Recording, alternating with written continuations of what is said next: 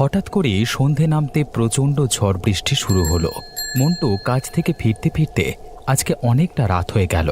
এক হাতে সাইকেল চালিয়ে এক হাতে ছাতা মাথায় দিয়ে কোনো ক্রমে রাস্তা দিয়ে ফিরছিল বাড়িতে। মন্টুর বাকি বন্ধুরা সব শহরে কাজ করে। ভাগ্যের ফেরে এখনও সে গ্রামে পড়ে আছে। বাপ রে বাপ, একটু দাঁড়িয়ে যা বাপ। যা জোরে বৃষ্টি নামবে মনে হচ্ছে আমাকে ভাসিয়ে নিয়ে চলে যাবে। ভালোই ভালোই ঘর পর্যন্ত পৌঁছে যেতে পারলে বাঁচি, আর একটুখানি অপেক্ষা কর। কিন্তু আবহাওয়া প্রকৃতি কারোর কথা শোনে না। পরক্ষণেই প্রচণ্ড বজ্রপাতের সাথে বৃষ্টি শুরু হলো। সেই পথের পাশেই দূরে জঙ্গলে আবৃত একটা পৌর বাড়ি ছিল। বাড়িটাতে সচরাচর কেউ যেত না।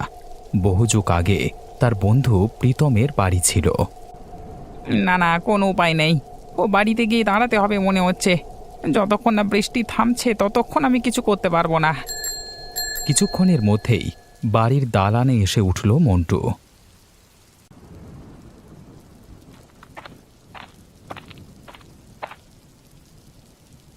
বাবা, মনে হচ্ছে সারা রাত আজকে এখানেই কাটাতে হবে। তাও যদি ঘরটা পরিষ্কার পরিচ্ছন্ন থাকতো তাহলে না হয় শুয়ে বসে একটু আরাম করা যেত, কিন্তু যা অবস্থা তাতে তো। হঠাৎ করে মন্টুর চিন্তাভাবনার মধ্যে বাধা পড়ল। একটা নূপুরের শব্দ তার বুকের মধ্য দিয়ে ঠান্ডা রক্তের স্রোত বইয়ে দিয়ে গেল। এই ঝড় বৃষ্টির মধ্যেও চারিদিক থেকে শেয়ালের চিৎকার ভেসে এলো।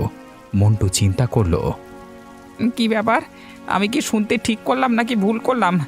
মনে হলো যেন একটা নূপুরের শব্দ পেলাম। বাপরে, তাহলে কি এখান থেকে পালিয়ে যেতে হবে? কিন্তু ঝড় বৃষ্টির মধ্যে নামলি আবার শরীর খারাপের মধ্যে পড়বো তো। তোমাকে কোথাও যেতে হবে না, আমি তোমার জন্য সমস্ত ব্যবস্থা করে রেখেছি। এখানে চলে এসো। আজকে রাতের জন্য তুমি আমার অতিথি। তোমাকে এখানে আমি ভালো রাখবো।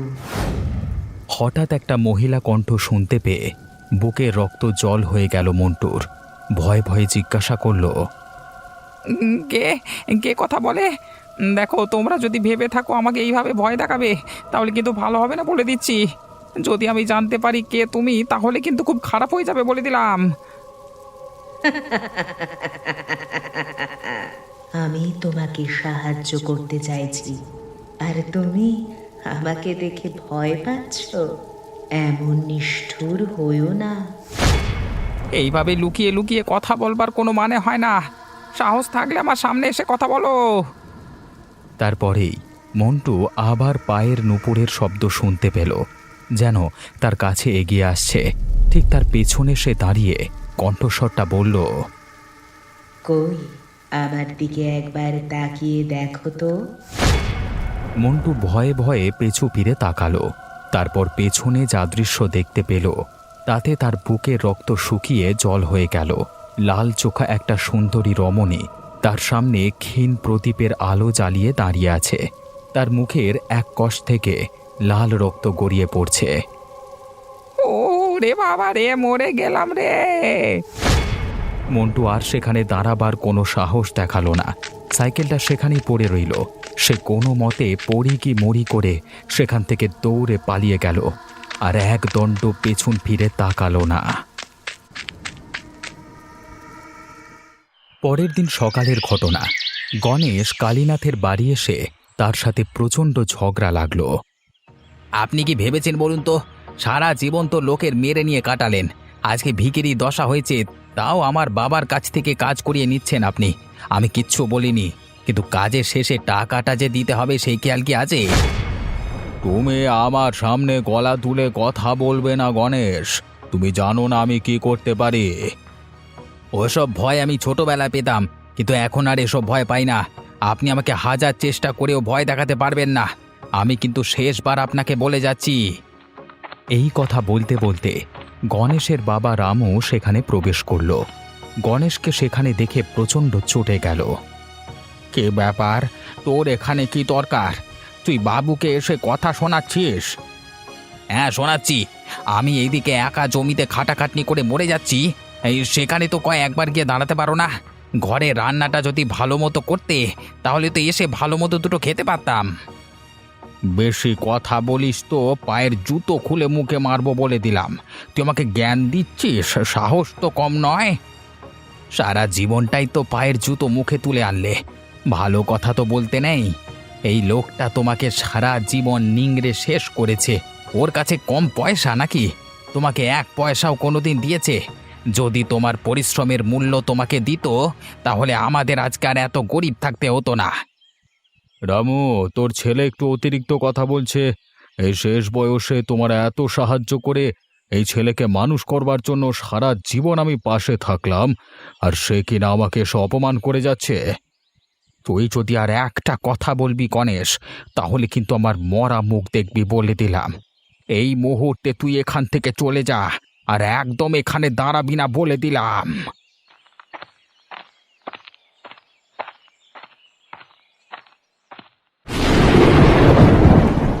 সারাদিন না খেয়ে দিয়ে খালি পেটে প্রায় উপোস করে কাটিয়েছে গণেশ। মনের দুঃখে এসে সে আর ঘরে ঢোকেনি। এসে উঠেছে সেই পোড়ো বাড়িতে। দিন গড়িয়ে রাত এসে নেমেছে। তার খিদে পেয়েছে প্রচণ্ড, কিন্তু তবুও সে সেখান থেকে যেতে নারাজ। সারা জীবনটা ভালো কাজ করে আজকে যার জন্য করলাম তার কাছেই জুতো খাবার হুমকি শুনতে হলো। এর থেকে ভালো ছিল আমি সারা জীবনের মতো শহরে চলে যেতাম। বেটা বুড়ো একা থাকতো, তাহলে বুঝতো মজা কেমন। রাতটা আরও ঘনিয়ে এলো। হঠাৎ করে গণেশ পায়ের নুপুরের শব্দ শুনতে পেল। শুনেই তার অলস ভাবটা কেটে গেল। চারিদিক অন্ধকার। সে শুনেছে নাকি এক ধরনের সাপ আছে, যে এইভাবে তার লেজের ঝুমঝুমি বাজিয়ে সংকেত দেয়, শত্রুদিকে দূর করে রাখে। এই রে, এখন সাপ খোপে কামড়ে দিলি তো মুশকিল। যাক, আর বেঁচে থেকেই বা কি হবে? এখানে বরং প্রাণটা ত্যাগ করলে তবুও বেঁচে যাব। তোমার কোনো চিন্তা নেই, আমি থাকতে তোমার কেউ কোনো ক্ষতি করতে পারবে না। হঠাৎ অপরিচিত একটা মহিলার কণ্ঠে আঁতকে উঠল গণেশ। ও রে বাবা রে, এ কে কে কে কে কথা বলে? হ্যাঁ, এই নাও, তোমার জন্য খাবার নিয়ে এসেছি, তাড়াতাড়ি খেয়ে নাও। কে কে কে কে তুমি? আর আমার জন্য কেন খাবার এনেছো? আমি তো তোমার কাছে কিছু চাইনি। আমার কাছে কেউ কিছু না চাইলেও আমার কাজ এ বাড়িতে অতিথি এলে তাকে আপ্যায়ন করা। তুমি এসেছো, তোমাকে আপ্যায়ন করব না? না না, আমি এসবের কিচ্ছু চাই না। আমি চলে যাচ্ছি এখান থেকে। আমাকে দয়া করে ক্ষমা করে দাও, আমাকে মেরো না।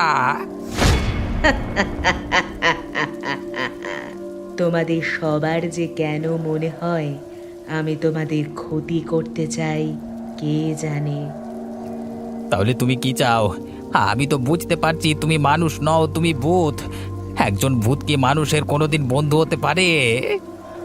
আমার রাগ তোমাদের ওপর নয়, সেই বংশের প্রতি, যে বংশ আমাকে ছাড়খাড় করে দিয়েছিল, আমাকে মৃত্যুর মুখে ঠেলে দিয়ে সারা জীবনের মতো এখান থেকে চলে যায়। এই বাড়ি যাদের ছিল তাদের কথা বলছো কি? হ্যাঁ, আমি তাদের কথাই বলছি। তাদের জন্যই আমি বছরের পর বছর ধরে এখানে বন্দি হয়ে আছি, অতৃপ্ত হয়ে এদিক ওদিক ঘুরে বেড়াচ্ছি। যতক্ষণ না সেই বংশের কারো একজন তার রক্ত আমি খাচ্ছি, ততক্ষণ আমার শান্তি নেই। বেশ, সেই ব্যবস্থা আমি না হয় করে দেব, কিন্তু আমাকে কথা দিতে হবে আমার একটা উপকার তুমি করবে। কি উপকার?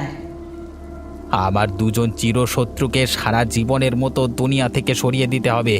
তারপর বাকি সম্পত্তি প্রতিপত্তি সব আমার নামে করে দিতে হবে।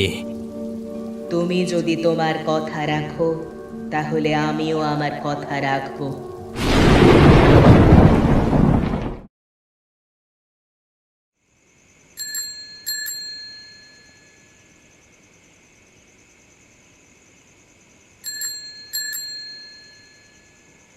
আহা, আমাদের অনেক পুরনো দিনের বাড়ি অবশেষে তাহলে কারোর চোখে পড়ল। যাক, এই বাড়ির উত্তরাধিকার তো এখন আমি। এটা বিক্রি করে দিয়ে চলে যেতে পারলে আর কোনো পিছু টান থাকবে না।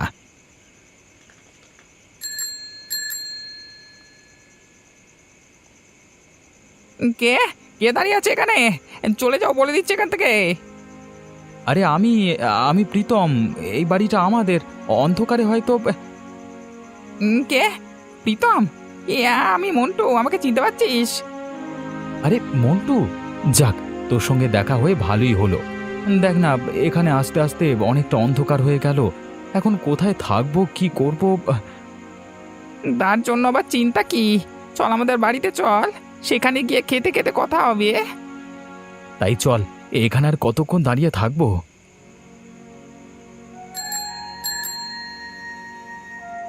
অনেকদিন পর গ্রামে এসে বেশ ভালো লাগছে, কিন্তু মনে হচ্ছে এটাই আমার শেষ আশা, বুঝলি? আর মনে হচ্ছে আর কোনোদিন আশা হবে না। হঠাৎ এরকম বলছিস কেন? তোর গ্রামের বাড়ি থাকতে তুই যখন তখন আসতে পারিস, তোকে তো কেউ বারণ করেনি। আরে সেই কারণেই তো আমার এখানে আসা। এই বাড়িটাকে একজন কিনবে বলেছে, তাই জন্য আমি এখানে এসেছি। ওই ভুতুরে বাড়িটাকে কিনবে রে? কি বলছিস কি? তাহলে যে কিনবে সে নিশ্চয়ই জানে না ওখানে একটা ভূত থাকে। ভূত থাকে মানে? আমি তো সব কিছুই জানি না। আমি আমি আমি নিজের চোখে দেখেছি রে। আমার নিজের চোখে দেখা, আমি একটুও বানিয়ে বলছি না। তুই বিশ্বাস কর আমার কথা। তোরাও যেমন, আসলে গ্রামে গঞ্জে একটু ভূতের কুসংস্কারের কথা বেশি রটে কি না? মন্টু আর কোনো কথা বলল না, নিঃশব্দে প্রীতমকে ঘরে নিয়ে চলে গেল।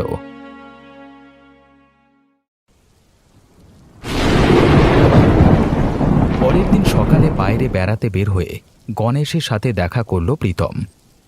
আমাদের কালীনাথ বাবুর এক দূর সম্পর্কের আত্মীয় আছে, সেই এই বাড়িটা কিনতে চায়।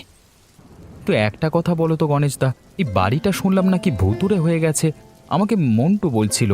তাহলে এই ভুতুড়ে বাড়িটা শুধু শুধু তার কিনে কি লাভ হবে? আরে রাত হলে সব মদ মাংসের ভালো পিকনিক হতো সব চোর লোকেদের। তোর এই বন্ধু মন্টুটাকে কম ভাবিস না, ও বেটারা জোচ্চোর। বলো কি দাদা? ও কালকে সারা রাত ধরে আমাকে যেসব গাল গল্প শোনালো, তাতে তো মনে হলো সত্যি করেই আমাদের বাড়িতে ভূত চলে এসেছে। ওরে ক্যাপা, আমি বুঝতে পারছি তোর বিশ্বাস হচ্ছে না। তাহলে একটা কাজ কর না, তুই এসেছিস যখন আজকে রাতে না হয় ওই বাড়িতে একটা পিকনিক কর। আমি থাকবো, মন্টু থাকবে, আর তুই থাকবি। সেটাই বরং ভালো হবে। ঘরটাকে আর দেখতে পাবো না, সারা জীবনের মতো অন্য কারোর হয়ে যাবে। আজকে বরং রাতের বেলা একটা খিচুড়ি মাংসের পিকনিক করলে স্মৃতিটা সারা জীবন মনে থাকবে, কি বলো? হ্যাঁ হ্যাঁ, সেটাই বলছি আর কি। দেখবি আমার সামনে ওই মন্টুর আর কোনো কথা বের হবে না, বেটা একদম চুপচাপ হয়ে যাবে। বুঝতে পারছি দাদা, বুঝতে পারছি। ঠিক আছে, তাহলে তাই হোক। রাতের বেলায় না হয় কিছু একটা ব্যবস্থা করা যাবে। আমি একটু গ্রামটা ঘুরে দেখি। ঘুরে দেখ। আর হ্যাঁ, একটা কথা মনে রাখিস, এই গ্রামে কেউ কোনো পরামর্শ দিলে বা কেউ কোনো কথা বললে কানে নিবি না। গ্রাম আর আগের মতো নেই, মানুষের মনের মধ্যে হিংসে ঢুকে গেছে, ঠিক আছে? এরপর প্রীতম গোটা গ্রামটা ঘুরতে বের হলো। গ্রামের বৃষ্টির মধ্যে একটা স্নিগ্ধতা আছে, শহরে থেকে এই জিনিস উপভোগ করা যায় না। গ্রামের বাড়িগুলো অনেক দূর দূরান্তে ছড়িয়ে ছিটিয়ে। একা একা থাকতে তাদের কোনো ভয় নেই। বেশ কিছুটা হেঁটে গিয়ে ঝিলের পাশে অনেকক্ষণ আগে থেকেই একটা বন্ধ বাড়ি দেখতে পাচ্ছিল। সেই বাড়ির পাশ দিয়ে যাওয়ার সময় হঠাৎ করে একজন ডাকলো, বাবা, বাবা তুই যাস নে, তোর সামনে প্রচন্ড বিপদ। কোথাও তুই বেরোবি না একা একা, কোথাও যাবি না। হঠাৎ করে এমন কথা শুনে প্রীতম দাঁড়িয়ে পড়ল। চারিদিকে তাকিয়ে দেখল বন্ধ ঘরের মধ্য থেকে জানালা দিয়ে উঁকি মেরে একজন বয়স্কা তাকেই উদ্দেশ্য করে কথাগুলো বলছে। তার কাছে এগিয়ে গেল। কি হলো ঠাকুমা, কিছু বলবে নাকি আমাকে? তুমি এভাবে ঘরের মধ্যে বন্দি হয়ে আছো কেন? আমার বাইরে বেরোনো বারণ। গ্রামের কিছু লোক আমাকে দেখলে সব সময় টিটকারি করে, তাই জন্যই আমি ঘরে বন্দি হয়ে থাকি। ওমা, সে কি, কেন? অত শত তোর জেনে লাভ নেই। তুই একা কোথাও বের হবি না, না হলে তোর মৃত্যু। মনে হচ্ছে এই বুড়ির মাথায় টাল আছে। যাক, দাঁড়িয়েছি যখন একটু কথা বলি, একলা মানুষ। আচ্ছা আচ্ছা ঠাকুমা, তাই যদি হয় তাহলে তুমি আমার জন্য কিছু করতে পারো না? জানালার ওপাশ থেকে একটা তাবিজ প্রীতমের পায়ের সামনে এসে পড়ল। বুঝতে পারল সেই বুড়ি তাকে ওটা ছুঁড়ে দিয়েছে। এটা কি করব? কি আবার করবি মুখ পোড়া? এটা হাতে পড়ে নে, তাহলে কেউ তোর আর কোনো ক্ষতি করতে পারবে না। আচ্ছা ঠিক আছে, তুমি যখন বলছো তাহলে আমি বিশ্বাস করলাম। তুমি তাহলে থাকো, আমি এলাম। হ্যাঁ। তাবিজটা কুড়িয়ে নিয়ে প্রীতম চলে যায়।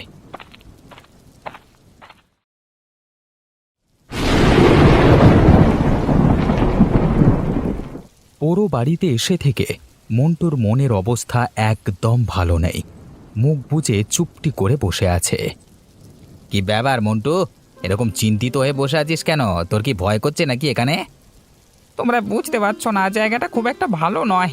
সে রাতে এসে আমি আর ভূতের পাল্লায় পড়েছিলাম। তোর কি হয়েছে বলতো? আমরা তো সবাই আছি নাকি? তোর এত ভয়টা কিসের? আরে সে যে ভূত তুই কি করে জানলি? শুনলাম তো এখানে মাতালদের আড্ডাখানা। ওরে শোন, তোর এত ভয় পাবার কিছু নেই।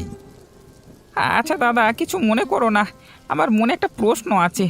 হঠাৎ করে বাড়িটা কিনে কালীনাথবাবুর দুঃসম্পর্কের ওই আত্মীয়র কি হবেটা কি? এই গ্রামে তো তেমন কিছু নেই যে গ্রামে এসে বসবাস করতে হবে। সেটা আমাকে জিজ্ঞেস না করে যে কিনেছে তাকে জিজ্ঞেস করলেই তো পারিস। কিন্তু কে কখন কিনতে এলো আর কখন তোমার সাথে এসে কথা বললো আমি তো কিছুই জানি না, কিছুই তো শুনিনি। তুই থাকিস কতক্ষণ গ্রামে?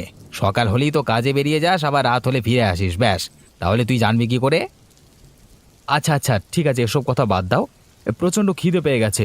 খিচুড়ি মাংসের গন্ধে আর অপেক্ষা করতে পারছি না। বাইরে প্রচণ্ড বৃষ্টিপাত হচ্ছে। তাড়াতাড়ি খাওয়া দাওয়া শেষ করে নিই আমরা। নাও নাও। হ্যাঁ হ্যাঁ, তোরা দুজন খেতে শুরু কর, তারপর না হয় আমি তোদের আগে পরিবেশন করে দিই। তারা খাওয়া সবেমাত্র শুরু করেছে, ঠিক এমন সময় মনিকার ভূত তাদের সামনে এসে দাঁড়ালো। শেষবারের মতো খেয়ে নে প্রীতম, এরপর তোকে মরতে হবে। এই যে আমি এনেছি, আমি আমার কথা রেখেছি, এখন তুমি তাড়াতাড়ি ওকে মেরে ফেলো, তারপর আমার ইচ্ছাটা পূর্ণ করে দাও, মনের ইচ্ছাটা। আমি তোকে বলেছিলাম, তুই আমার কথা শুনলি না প্রীতম। আমাদের চোখের সামনে এসে দাঁড়িয়েছে ওই ভূত, দেখ, পালিয়ে চল প্রীতম, এখান থেকে পালিয়ে চল। এটা কেমন হলো? গণেশদা, তুমি জেনে শুনে আমার সর্বনাশ করতে চেয়েছিলে। অনেক কষ্ট, অনেক ব্যথাই বুকে জমা হয়ে আছে। তোকে শেষ করতে না পারলে আমি আমার শত্রুদের শেষ করতে পারবো না। আমার এই ভূতের সাহায্য প্রয়োজন, আমাকে ক্ষমা করে দিস। এত কথা বাড়ানোর কিচ্ছু নেই। প্রীতমের ঘাড় মোটকে আমি রক্ত খেলে আমার তবে শান্তি হবে। এই বলে সেই ভূত এগিয়ে গেল প্রীতমের দিকে, কিন্তু প্রীতমের কাছে সেই বুড়ির দেওয়া তাবিজটা তখনও ছিল। ভূত তার গায়ের কাছে এসে ছিটকে চলে গেল। ওরে শয়তান, তুই তাবিজ নিয়ে এসেছিস সাথে করে, তার মানে তুই জানতিস আমি আসবো। তোর সাহস থাকলে আমাকে ছুঁয়ে দেখা, তোদের মনের ইচ্ছে কোনোদিন পূর্ণ হবে না। প্রীতম, এখান থেকে পালিয়ে চল, এখানে দাঁড়িয়ে থেকে লাভ নেই, চল। ভূতের চোখের সামনে দিয়ে দুজনে পালিয়ে গেল। এদিকে মনিকার রাগে দৃষ্টি এসে পড়ল গণেশের দিকে। তুই জেনে শুনে আমাকে বন্দি করতে চেয়েছিলিস, তাই না? এখন দেখ তোর কি হাল করি। না না, আমি এসবের কিছু জানতাম না, আমাকে ছেড়ে দাও, দয়া করে ছেড়ে দাও।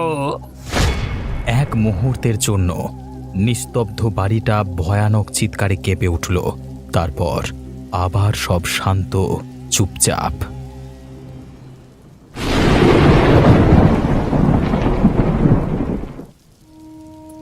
ঠাকুমা, তুমি যখন আমার বন্ধুকে রক্ষা করেছো, তখন নিশ্চয়ই তুমি সব কিছু জানো।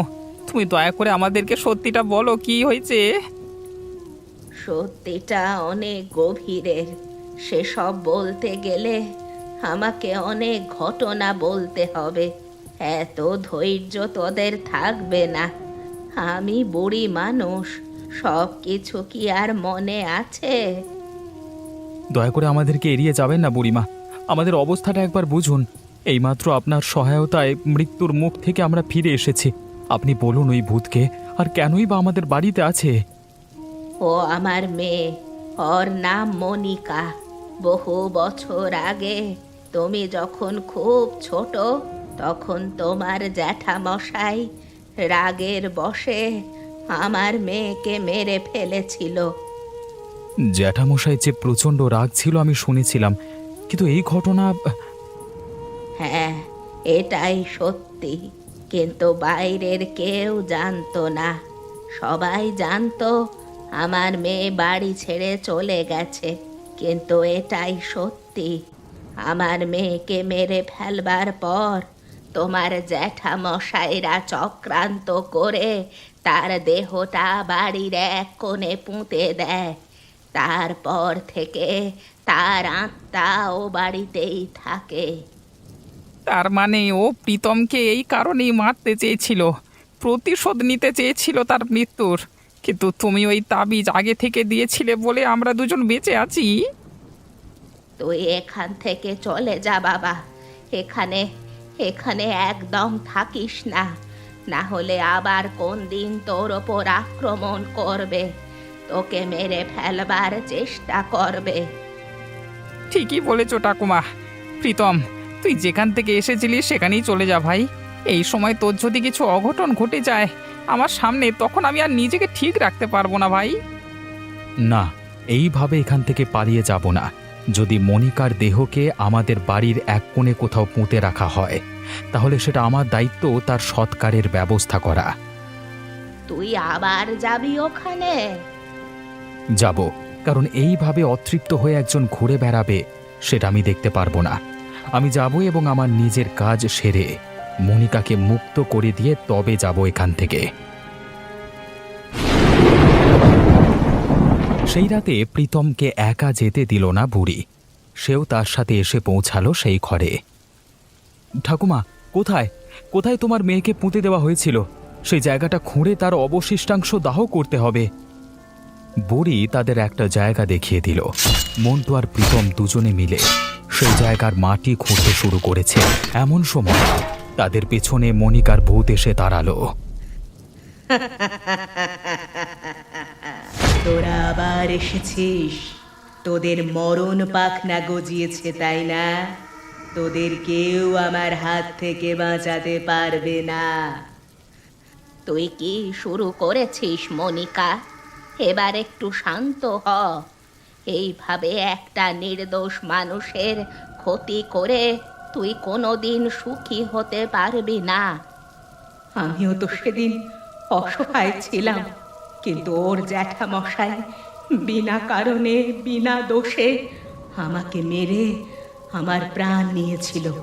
সেদিন তোমরা কিছুই বলনি, আর আজকে যখন ওকে আমি শেষ করতে এসেছি, তখন তোমরা আমাকে জ্ঞান দিচ্ছ। আমি তোকে জ্ঞান দিচ্ছি না। তোকে কে বলল আমরা প্রতিশোধ নিইনি তোর মৃত্যুর?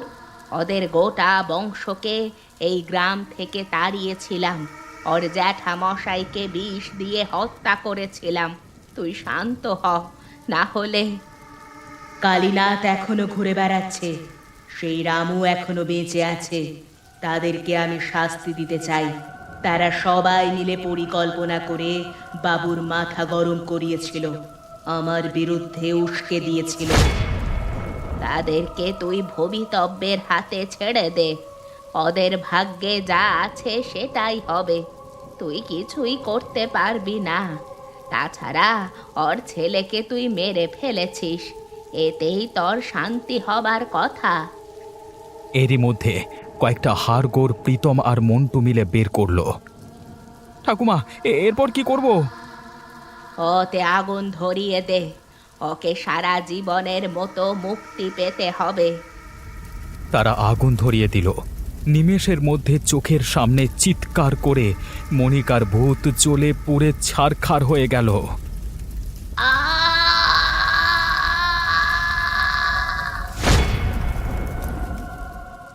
আর কোনো ভয় নেই, আর কেউ তোমাদের ক্ষতি করবে না। প্রীতম, তুমি এখান থেকে চলে যাও, আর কোনো দিন এখানে এসো না। আপনারা সকলে মিলে আমার যে উপকার করলেন সে উপকার আমি কোনোদিন ভুলতে পারবো না। নিস্তব্ধ বাড়িটা আজও সেখানে দাঁড়িয়ে থাকবে। আজও অনেক পথচারী বিপদে পড়ে সেই ঘরেতে উঠবে, কিন্তু থাকবে না আর মনিকার পায়ের নুপুরের আওয়াজ।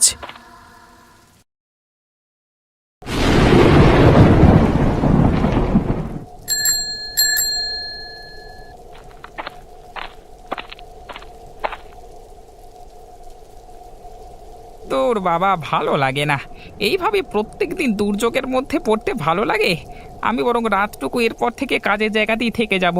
ঘরেতে এসে শুধু শুধু কোনো লাভও তো নেই। আজকের পর থেকে তুই আসতে পারলে তো ঘরে। ওরে বাবা রে, কে তুমি? আবার ভূত? একজনকে এখান থেকে তাড়িয়ে ভাবলে সারা জীবনের মতো তোরা আনন্দে থাকবি, তাই না? আমি তোকে বলেছিলাম না, আমার সব শত্রুদের আমি শেষ করব। প্রথমে তোকে দিয়েই শুরু করি। আমাকে ছেড়ে দাও, আমাকে দয়া করে ছেড়ে দাও, মেরো না। আবার নিস্তব্ধ রাত ভয়ঙ্কর চিৎকারে মুখরিত হলো। গ্রামের বাতাসে আবারও অশনি সংকেত।